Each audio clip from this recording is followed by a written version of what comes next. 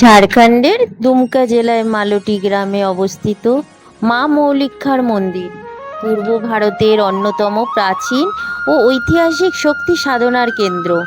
এই মন্দিরটি শত শত বছরের পুরনো এবং তান্ত্রিক সাধনার জন্য বিশেষভাবে পরিচিত। লোকবিশ্বাস অনুযায়ী তারাপীঠে মহাসাধক বামাখ্যাপাও মা তারার দর্শনের আগে মা মৌলিক্ষার দর্শন করতেন। তাই অনেক ভক্তের কাছে মা মৌলিক্ষাকে বড় মা এবং তারাপীঠের মাকে ছোট মা বলে সম্বোধনা করা হয়। এটি একটি জনপ্রিয় লোকবিশ্বাস। শাস্ত্রে এভাবে উল্লেখ নেই, তবে লোকের এটাই বিশ্বাস। মৌলিক্ষা মন্দিরের পাশে রয়েছে ঐতিহাসিক মালতি গ্রাম, যেখানে টেরাকোটার অসংখ্য প্রাচীন মন্দির আজও বাংলার ঝাড়খণ্ডে ঐতিহাসের সাক্ষী হয়ে দাঁড়িয়ে আছে। এক সময় এই গ্রামকে মন্দিরে নামেই ডাকা হতো। আজও দেশে বিদেশে অসংখ্য ভক্ত পর্যটক মা মৌলিক্ষার আশীর্বাদ নিতে মালতির ঐতিহাসিক মন্দিরে দেখতে এখানে আসেন। আপনি যদি তারাপীঠ দর্শন করতে যান, তবে অল্প দূরত্ব অবস্থিত মা মৌলিক্ষার মন্দির অবশ্যই একবার দর্শন করা উচিত। আর এই মন্দিরে জানেন তো, কথিত আছে মা তারার দর্শনের আগে মা মৌলিক্ষার দর্শন করা উচিত। আমরা কিন্তু অনেকেই সেটা জানি না। তো আজ সেটা আপনাদের কাছে তুলে ধরার চেষ্টা করছি। আমি মা তারা দর্শনের আগে মা মৌলিক্ষার মন্দিরে আপনাদেরকে নিয়ে যাব। গ্রামগুলোর ভেতর দিয়ে পার হতে হতে আজ আমি চলে যাচ্ছি সেই মৌলিক্ষার মন্দিরে। চলুন ঘুরে দেখি সেই মা মৌলিক্ষা, যার স্মৃতি পুরো ঝাড়খণ্ডে বিরাজ করছে। ঘুরে আসি আর আপনাদেরকেও নিয়ে চলি সেই পথে। চলুন। এবার মন্দিরটা গেটটা খুললো, এবার আমি আপনাদেরকে সামনে দিয়ে একটু দেখাতে পাচ্ছি। মাগো, কতদিন ধরে ভাবছি শুধু তোমার কাছে আসবো, আসতেই আর পাচ্ছিলাম না। সত্যি কথা বলতে ঠাকুর যদি না ডাকে আসা যায় না, বলেন? এভাবে যে আমি সামনে থেকে দেখতে পাবো আমি ভাবতেই পারিনি। আমি শুধু দেখতাম। ইনি তো তারা মায়ের বড় বোন, তাই তো? বামদেবের বড় মা।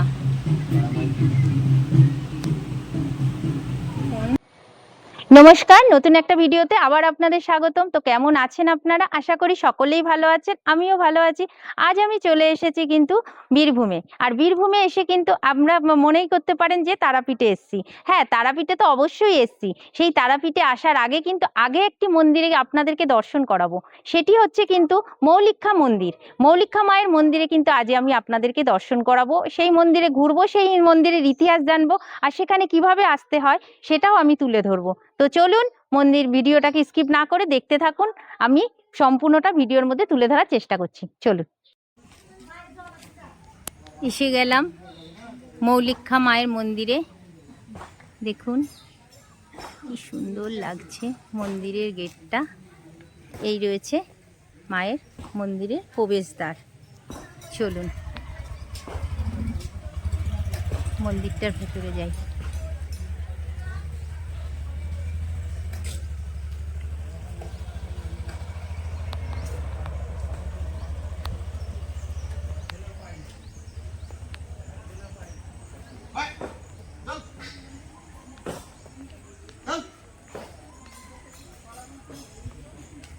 ঢুকেই কিন্তু দেখতে পাচ্ছি বজরংবলীর মন্দির। দেখুন এখানে রয়েছে বজরংবলীর মন্দির।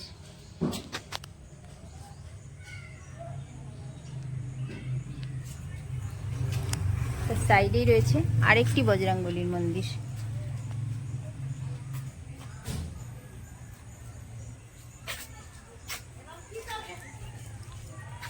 এরপর চলে যাচ্ছি সোজা এই যে রাস্তা, এই রাস্তা দিয়ে এগিয়ে। আর আশেপাশে কিন্তু এই যে দোকানগুলো দেখতে পাচ্ছেন, এখানে সম্ভবত পুজোর সমস্ত কিছু বিক্রি হচ্ছে। পুজোর দোকান, এখানে পুজোর সামগ্রী রয়েছে। এখান থেকে পুজোর প্রসাদ সম্ভবত নেওয়া হয়। এখান থেকে পুজোর প্রসাদ নেওয়া হয়, তাই তো দিদি? কত করে তোমাদের এখানে ডালা? নেবেন 51 আছে, 101 আছে, 51 আছে, 100, আচ্ছা, 151 আছে, 70 এরকম ভাবে ডালা নিতে হয়। এখানে পুজো কটা দিয়ে কটা পর্যন্ত হয়? সকাল 7:30 থেকে শুরু হয়, সেই 7টা। আচ্ছা, মানে সবসময় খোলা থাকে তাই তো? তো মন্দিরটা আগে ঘুরে আসি, চলুন আপনাদেরকে দেখাই। অপূরূপ সুন্দর, দেখুন কি সুন্দর বটের গাছের ছায়ার ভেতরে কিন্তু রয়েছে। পাশে রয়েছে অপূর্ব সুন্দর, দেখুন খোলা মাঠ।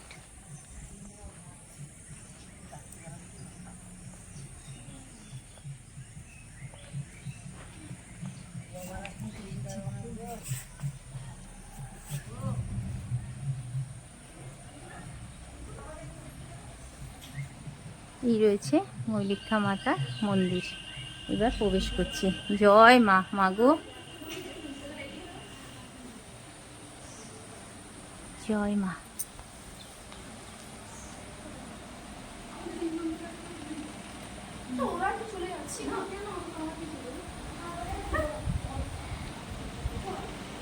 এখানে রয়েছে এই যে মেন মন্দির।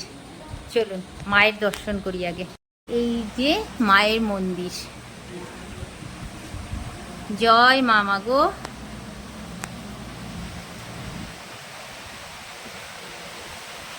হচ্ছে মা মৌলিক্ষা।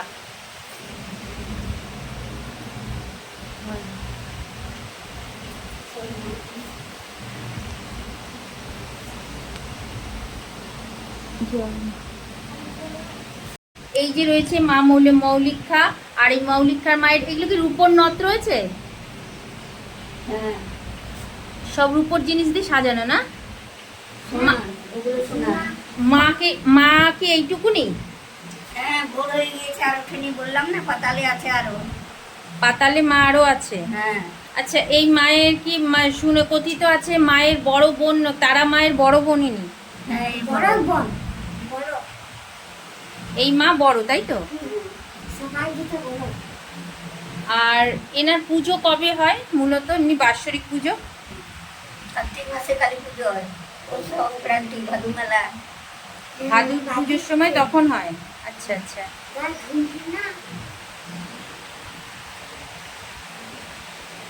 আর ইনি কি এনার মন্দিরের মুখ আর তারাপীঠের মন্দিরের মুখ কি মুখোমুখি? না, তারা মা উত্তর মুখে, এই পশ্চিম মুখে। আর যখন এখানে বামদেবও কি মানে সাধনা করেছিল? ওই তো বামদেবের সিদ্ধপীঠ। বামদেব এখানে সে সাধনা করেছিল তাই তো? 2 বছর ছিলেন এখানে। এখানে 2 বছর ছিলেন। তো বুঝতেই পাচ্ছেন এখানে কিন্তু এই মায়ের মানে কাহিনী বলছেন এই মাসিমা। 108টা মন্দির আছে, শিব মন্দির। হ্যাঁ, 108টা মন্দির আছে 108টা শিব মন্দির আছে। কোথায়? গ্রামের ভিতরে। গ্রামের ভেতরে? বামা, আচ্ছা, দেখুন মন্দিরটা আমি কতদিন ধরে ভেবেছি মায়ের কাছে আসবো আসবো করে, আশাই আর হয়নি। কিন্তু জানেন তো এই মন্দিরে মানে মাকে সবাই বলে আগে বড় মার দর্শন করুন। ইনি কিন্তু বড় মা।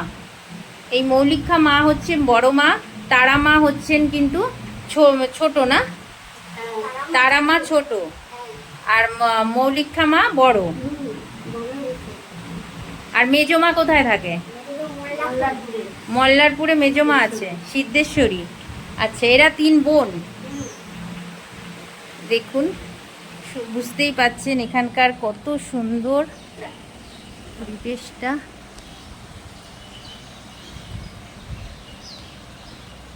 একটি 8 চালার মন্দির।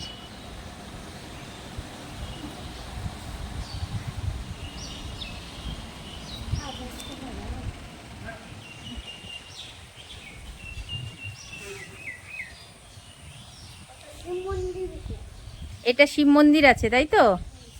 এখন বন্ধ আছে। তো আমি একটু ফাঁকা দিয়ে দেখিয়ে দিই। এখানে আছে কিন্তু শিবের মূর্তি আছে। একটু খোলো বাবু। এখানে কিন্তু শিবের মূর্তি রয়েছে, দেখুন এই রয়েছে শিবের মূর্তি।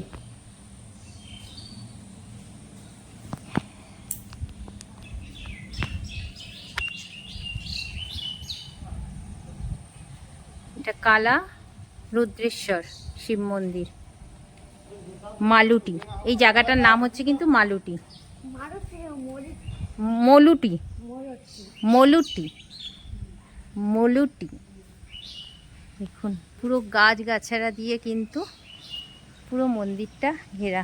আর দেখে আপনারা বুঝতেই পাচ্ছেন এখানে এতটাই জাগ্রত যে এখানে কিন্তু সবাই মানত করেন, মানত করেন। দেখুন এখানে দেখলেই বুঝতে পারা যাচ্ছে প্রত্যেকটা গাছে কিন্তু ঢিল বাঁধা রয়েছে, মানত করে যায়, তাই না? তুই এখানে থাকিস? তোর নাম কি? হ্যাঁ, রোহিত কি? মিধা। দেখুন প্রত্যেকটা গাছে কিন্তু মায়ের মানত করা রয়েছে।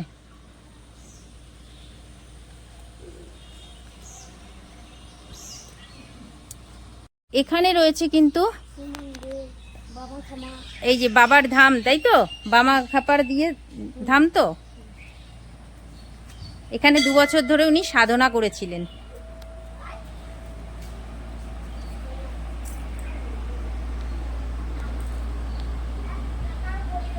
এই যে বামা খাপার থান রয়েছে।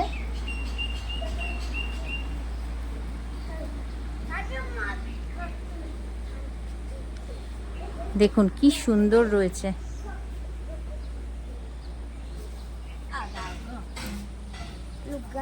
আর এখানে রয়েছে একটি শিব মন্দির। দেখুন ভেতরে কোথায় রে বাবু? এইখানে যেতে হয়, তাই তো? আচ্ছা। আর এই দেখুন এরকম নিচু হয়ে ঢুকতে হবে। এই দেখুন এরকম নিচু হয়ে একটি শিব মন্দির আছে। জয় বাবা ভোলেনাথ। শিব মন্দিরটা দেখুন পুরো গা ঝমঝম করছে,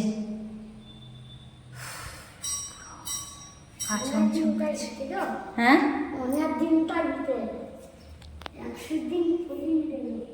দেখুন এটা হলো মন্দিরের চারপাশটা, দেখতেই পাচ্ছেন।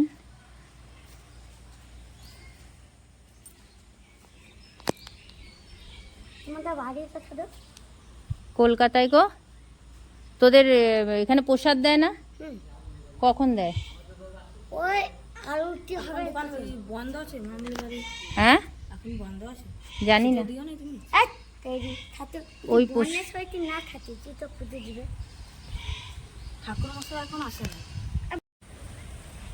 আর দেখতে পাচ্ছেন চারিদিকে যজ্ঞের কুণ্ডলী করা রয়েছে। এই সব জায়গায় তন্ত্র সাধনা হয়, যজ্ঞ করা হয়। এই যেরকম মানে অমাবস্যার সময়, তো সেইগুলো কিন্তু এখানে করা হয়।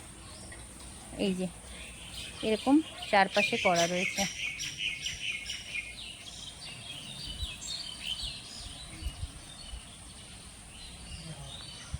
ছোট্ট একটি মন্দির,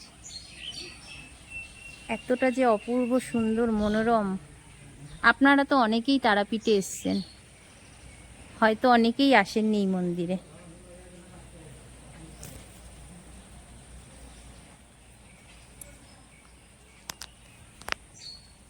এমা রাজাদের ঠাকুর, রাখাল রাজা বাজ বসন্ত রাজ। তো তোমরা কি এখানের মানে পূজারি? আমরা সেবাই। আচ্ছা, এখানে মানে সেবাই করো। এখানে মানে সবসময় পুজো হয়? রাত 8টা থেকে সকাল 8টা থেকে রাত 8টা, রাত্রি 8টা অবধি সবসময় পুজো হয়, তাই তো? আর তোমাদের এখানে প্রসাদ খাওয়ার ব্যবস্থা আছে? রসিদ কেটে খাওয়ানো হয় ওখানে। কি খাওয়ানো? অন্ন, অন্নভোগ খাওয়ানো। এটা কখন তাহলে করতে হয় ওগুলোকে? 10টা থেকে। 10টা থেকে যোগাযোগ করতে হয়। তাহলে সেই যোগাযোগ করার জন্য আমরা কি করে করবি যারা দূর থেকে আসবে? নম্বর নিয়ে যাবে, ফোন করবে। আচ্ছা, ওখান থেকে ফোন নাম্বার নিয়ে নাহলে সকালে চলে আসবে, দিয়ে লিখবে এসে। আচ্ছা, দিয়ে এখানে হয়। আগের দিনও আসতে পারে, ধর্মশালা লজ সব আছে। এখানে থাকারও ব্যবস্থা আছে? থাকা খাওয়ার ব্যবস্থা আছে। এই যে তোমরা এখানে এর ভিতরে রাত্রিবেলা এখানে কেউ থাকে না? কাউকে থাকতে দেয় না এই মা। রাতে বেরোন মা, সাপ ভালুক বাঘ সিংহ সব হবে। ঝাঁট দেন ভোরে, এখানে দাও দাও করে জ্বলে ওঠে এক একদিন যজ্ঞকুণ্ড। তোমাদের কোনোদিনও এরকম অলৌকিক কিছু তোমাদের চোখে পড়েছে? না, একজন দেখেছিল ওই রাস্তা থেকে, ভোরবেলায় ঘন্টা বাজান। বাবা, বা বলছো আমারই তো গায়ের জন্য লোম এখানে খারাপ হচ্ছে। কেউ থাকতে পারে না, সাধু সন্ন্যাসী কেউ থাকতে দেয় না। মানে রাত্রে পুরো একদম পুরো অন্ধকার করে দেবো, মার পুরো সারা রাত্রি ধরে আলোও জ্বলে না না? আলো জ্বলে। রাত্রে আলো জ্বলবে। তো বুঝতে পারছেন, এই দেখুন মা কিন্তু এখানে থাকে, রাত্রে কিন্তু এখানে কেউ আসতে পারে না। মা এখানে মানে রাত্রে কাউকে থাকতে দেয় না, এমনকি একটা মানে খুব প্রাণীকেও মনে থাকতে দেয় না না।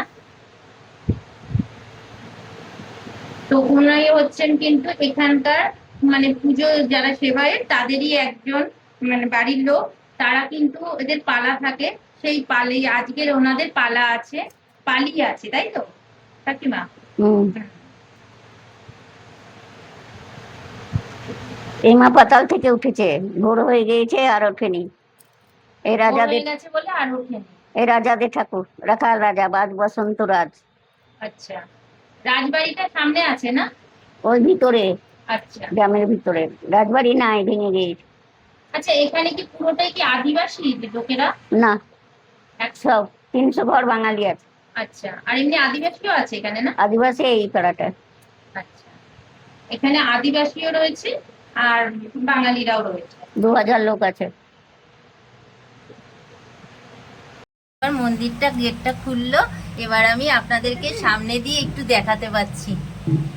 মাগো, কতদিন ধরে ভাবছি শুধু তোমার কাছে আসবো, আসতেই আর পাচ্ছিলাম না। সত্যি কথা বলতে ঠাকুর যদি না ডাকে আসা যায় না, বলেন?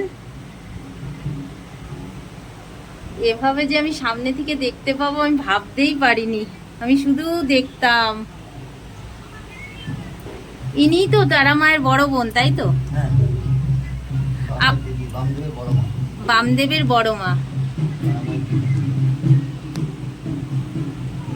কি সুন্দর।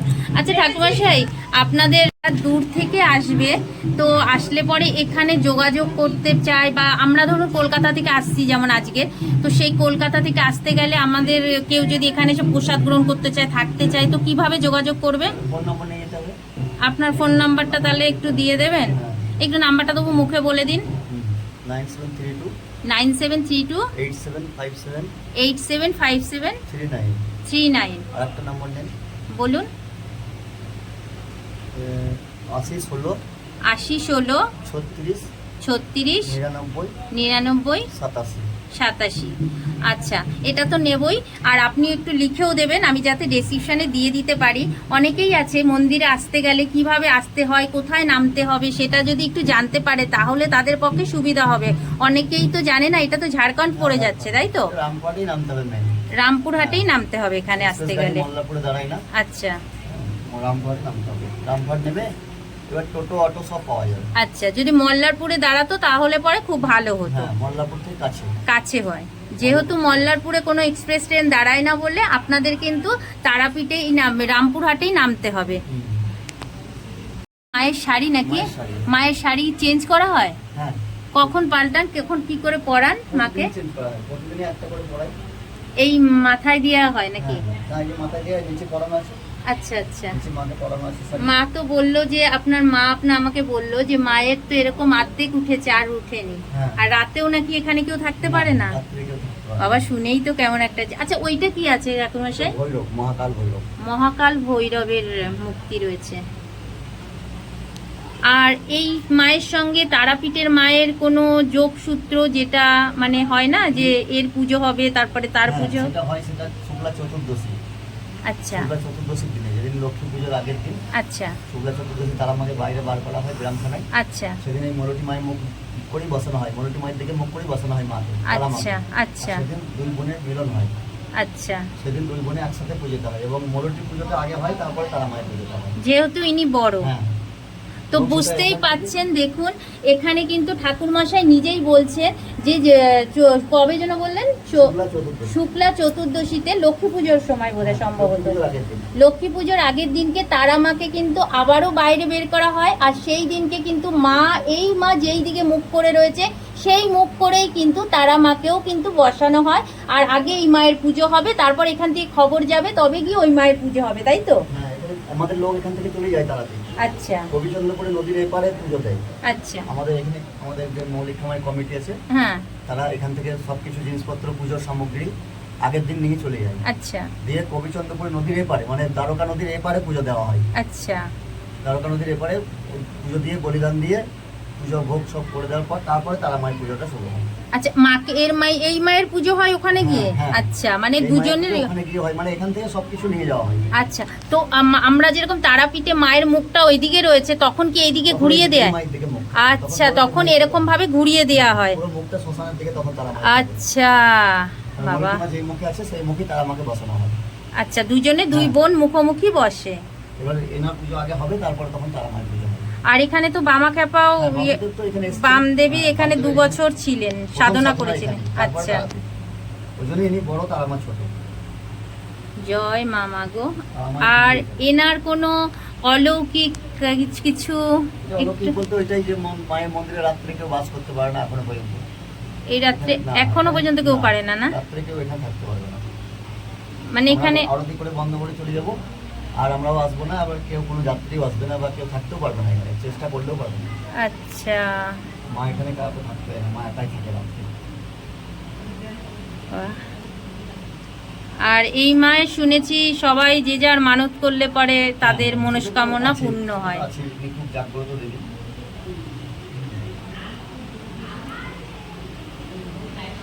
জয় মামা গো।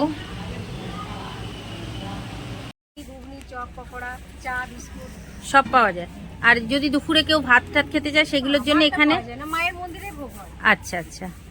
আর না না যারা হয়তো মায়ের মন্দিরে ধরো বলে আসতে পারলো না, তাদের কি কুপন ছাড়া তো তারা খেতে পারবে না, তখন বাইরে দিয়ে খাবার খেতে গেলে এই চুড়ে মুড়ি ঘুগনি চপ এসবগুলো খেতে পারবে, তাই তো? আর তোমাদের এটা তো ঝাড়খণ্ড পড়ছে, তোমাদের এখানে ইয়েকে কি বলে মুখ্যমন্ত্রীকে? হেমন্ত সোরেন। আচ্ছা তোমরা টাকা পয়সা পাও এখানে? কত টাকা করে তোমরা পাও? ও তোমাদের 2500 টাকা করে, তাই তো? তোমাদের এখানে ভোট কি আমাদের সঙ্গে হয়েছিল পশ্চিমবঙ্গের সঙ্গে? তোমাদের আলাদা হয় না? তোমাদের ভোট কবে তাহলে? আচ্ছা তোমাদের আলাদা, এই যে আমাদের হলো সেরকম তোমাদের সাথে হয়নি। আচ্ছা তো বুঝতেই পাচ্ছেন, এই যে মন্দিরটা দেখতে পাচ্ছেন, এই যে মন্দির থেকে বেরিয়েই কিন্তু আপনারা যদি এখানে আসবেন তো এখানে এসেই কিন্তু খাওয়া দাওয়া করতে পারবেন। আর এটা কিন্তু ঝাড়খণ্ডে পড়ছে, আমি কিন্তু ঝাড়খণ্ডে রয়েছি। আবার আপনাদেরকে দেখাবো যেতে যেতে বর্ডারটা পড়বে, সেই বর্ডারটা মানে ক্রস করলেই কিন্তু বীরভূম পড়ে যাচ্ছে। তো চলুন এবার ভিডিওটাকে শেষ করি। আপনাদেরকে মা মৌলিকার দর্শন করালাম এবং কি এখানকার ইতিহাসটাও কিছুটা আপনাদের কাছে তুলে ধরলাম। তো কেমন লাগলো অবশ্যই কমেন্ট করে জানাবেন। যদি ভালো লাগে আপনারা কিন্তু একবারে হলেও তারাপীঠে আসলে মা মৌলিকার মন্দিরে কিন্তু একবার হলেও ঘুরে যাবেন, ভীষণ ভালো লাগবে। তবে হ্যাঁ এইটা জানি, মা যদি না ডাকে তাহলে পরে আসা হবে না। আমি জানেন তো এই ভিডিওটা হয়তো করছি বলে হয়তো আপনারা ভাবতে পারেন যে আমি হয়তো ভিডিওর জন্যে করছি, কিন্তু আমার স্বপ্ন অনেক দিন ধরে আমি ভাবছি কবে আমি যাব তারা মায়ের বদ্দির বাড়ি, সেই মৌলিকা মায়ের কাছে।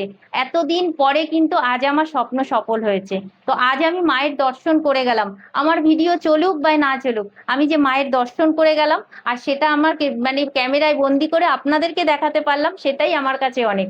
যাই হোক আপনাদেরকে দেখালাম, কেমন লাগলো? যারা আসতে পারবেন না ওখান থেকেও যদি আপনারা মাকে ডেকে ভক্তি করেন তাতেও মা কিন্তু সাড়া দেবে। তো সুস্থ থাকবেন, ভালো থাকবেন, দেখা হবে নতুন একটা ভিডিওতে। ততক্ষণের জন্যে টাটা।